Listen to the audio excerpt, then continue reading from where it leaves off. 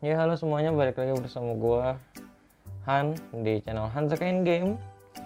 Ya kali ini di segmen What's Talk 48. Jadi di sini gua bakal lebih ngebahas AKB48 karena kemarin sempat rame dan gua masih perlu berpikir untuk jernih gitu. Pikiran gua tuh harus jernih karena kemarin tuh emang bener-bener emosi gitu sih. Kenapa sih AKB tuh nggak masuk Kohaku lagi? Udah 2 tahun gitu kan. Udah mereka tahun ini udah comeback, udah karyanya udah bagus lah, pokoknya udah perkembangannya tuh udah bagus lah, nggak kayak tahun sebelumnya yang ya cuma gitu-gitu doang gitu kan, cuma ngandelin dari si alumninya aja yang S dulu. Oke, sekarang kita bahas dulu untuk Kohaku Togasen.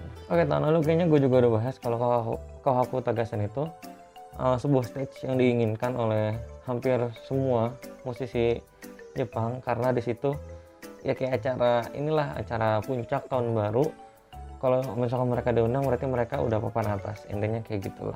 Untuk kontroversinya sendiri ini merambat ke Sakurazaka 46 karena Sakurazaka itu kayak dianggap ya AKB itu perkembangannya sama kayak Sakurazaka sebenarnya. Tapi menurut gue sih ya kayak gitu juga. Tapi kalau AKB48 tahun ini ya itu sama aja kayak Sakurazaka 46 tahun lalu. Untuk perkembangannya mereka sama-sama baru bangkit dari keterpurukan, mereka sama-sama baru ngerambat gitu ya. Untuk penjualan singlenya masih belum terlalu tinggi, ya wajar karena AKB juga kehilangan banyak S dan mereka itu original singlenya, original Senbatsu aja. Perlu diketahui juga kalau misalkan Senbatsu dari HKT, dari SKE, dari NGT, STU, NMB itu kan banyak juga menyumbang penjualan. Karena kayak misalkan dulu Senbatsu isinya Sakura, Yurina, Sayane, Shiromomiru. Ya kenapa bisa sampai tembus 1 juta? Ya karena fanbase-nya tuh udah gede gitu. SS dari setiap grup, sister grupnya mereka dimasukin ke singlenya AKB, ya penjualannya banyak. Dan tahun ini masih dalam kondisi COVID, penjualan turun ya, orang daya belinya juga turun, dan juga ya bisa dibilang single original, membernya original AKB aja. Jadi ya bisa dilihat segitu-segitu aja penjualannya. Langkah yang baik untuk membuktikan kalau AKB bisa berdiri sendiri, tapi dalam sisi lain juga pasti ada dampaknya juga karena ya kelihatan kan penjualannya turun. Balik lagi ke Kohaku Togasen, kenapa sih kok nggak masuk lagi? Padahal kan tahun lalu juga nggak masuk, tahun ini udah berkembang nih, kok nggak masuk, kok tapi nggak bisa tembus juga. Ya mungkin di sini kalau misalkan ngelihat dari mega corporation Sony yang bisa dibilang menguasai industri musik Jepang juga salah satunya. Untuk Sony sendiri kan banyak grupnya, bakal gue tampilin. Untuk yang labelnya Sony siapa aja yang masuk, Sakaguchi Series of course dari Sony. Untuk baru masuk tahun ini tuh ada dari Dish, udah semenjak mereka 7 tahun yang lalu, mereka baru masuk sekarang. Jadi kalaupun ada yang bilang penyebabnya adalah Sony, gue nggak tahu juga sih. Ini kan masalah sponsorship dan sebenarnya trust juga kan. Kalau misalkan si labelnya ini udah gede dan mereka udah produknya bagus-bagus, ya why not dimasukin ke line up.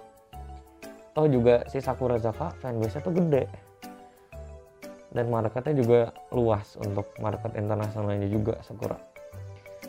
Jadi menurutku juga itu nggak ada kaitannya untuk ngaitin sama Sakurazaka.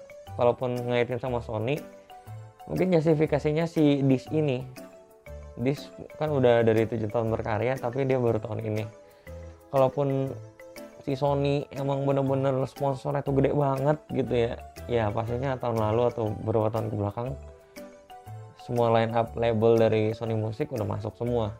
Oke, lanjut, apakah ke penjualan? Kalau misalkan dari penjualan sendiri, emang AKB48 itu nggak terlalu gede ya, cuma 200 sampai 300 ribuan kopi. Itu angka yang gede sebenarnya, tapi kalau mungkin dilihat di compare dari AKB beberapa tahun ke belakang, ya itu kecil. Karena ekspektasinya AKB itu 800 sampai 1 juta, sekarang 200-an pas awal rilis.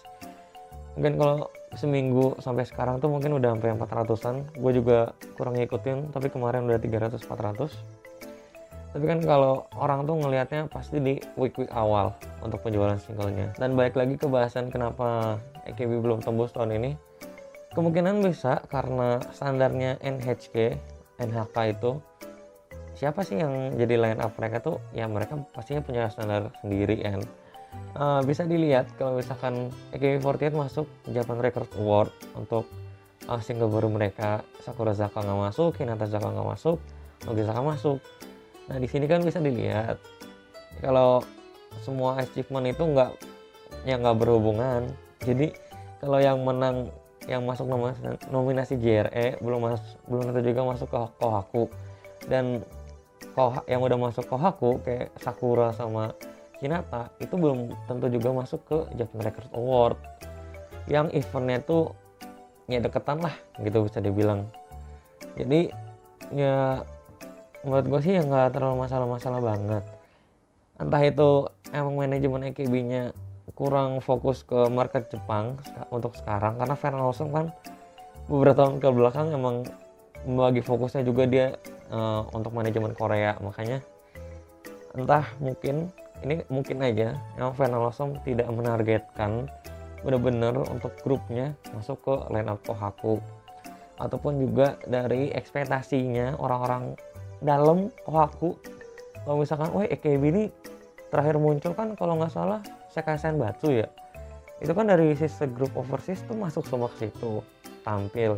Dan kalau tahun ini cuma original AKB dan fanbase-nya itu nggak gede gitu karena SS dari sister group nggak masuk ke Senbatsu, ya mungkin mereka nggak bisa ngambil karena kayak ekspektasi dari masyarakat dan pihak Kohakunya itu udah tinggi banget, sedangkan AKB itu sekarang belum memenuhi ekspektasi tersebut.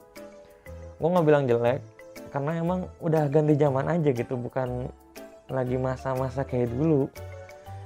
Ya jujur aja kali ini karena peristiwa itulah pokoknya. Kita lihat kan Sony Music emang ya udah dia fokusnya emang ke market Jepang, dan itulah yang didapat. Emang kenapa bisa masuk kayak gitu, grupnya semua bisa masuk ke line up Kohaku ya karena emang mereka cuma fokusnya di market Jepang doang, makanya nggak kaget. Itu juga emang fokusnya mereka. Kalau AKB sendiri kan seperti gue bilang tadi, manajemennya terbagi fokusnya mungkin kayak gitu. Oke, ya mungkin gitu aja pembahasan kenapa AKB nggak masuk Kohaku lagi. Ini baik lagi, ini semua cuma spekulasi gua, dan ini gua udah mencoba untuk sejernih-jernihnya gitu, senetral-netralnya. Karena kemarin tuh gua ya agak suzon juga gitu awalnya, kenapa nih kok si label Sony Music semua masuk tapi kok AKB tuh enggak gitu. Ternyata ada yang baru, si Dis ini. Jadi ngebuka lagi, nggak semua Sony Music labelnya itu masuk dengan gampang. Emang harus struggling, emang harus menarik juga ya, karena kan itu rating mereka dipertaruhkan. Baik lagi, bukan yang nggak masuk itu jelek, tapi mungkin ada standar-standar yang kita ya sudah lah gitulah. Thank you for watching. Gue Hanzaka dari Hanzaka Endgame. As always, ciao.